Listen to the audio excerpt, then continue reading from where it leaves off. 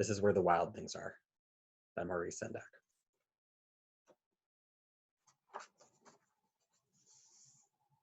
The night Max wore his wolf suit and made mischief of one kind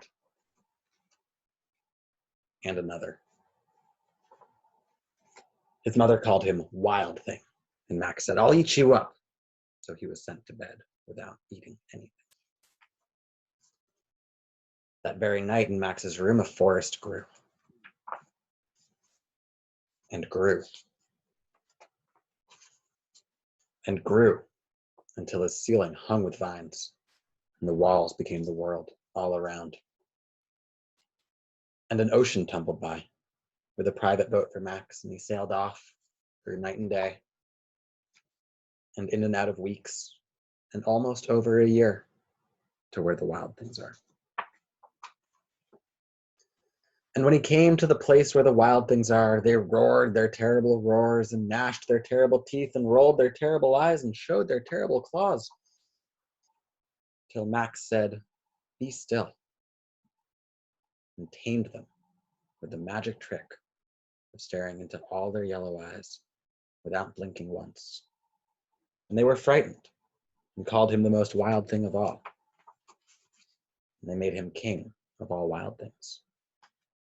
"And now," cried Max, "let the wild rumpus start."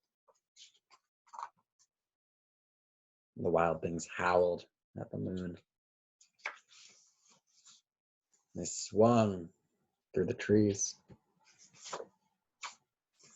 And they danced all night long. "Now stop," Max said. And he sent the wild things off to bed without their supper. And Max, the king of all wild things, was lonely and wanted to be where someone loved him best of all. Then, all around, from far away across the world, he smelled good things to eat. So he gave up being king of where the wild things are. But the wild things cried, "Oh, please don't go. We'll eat you up, we love you so." And Max said no. The wild things roared their terrible roars and gnashed their terrible teeth and rolled their terrible eyes and showed their terrible claws. But Max stepped into his private boat and waved goodbye.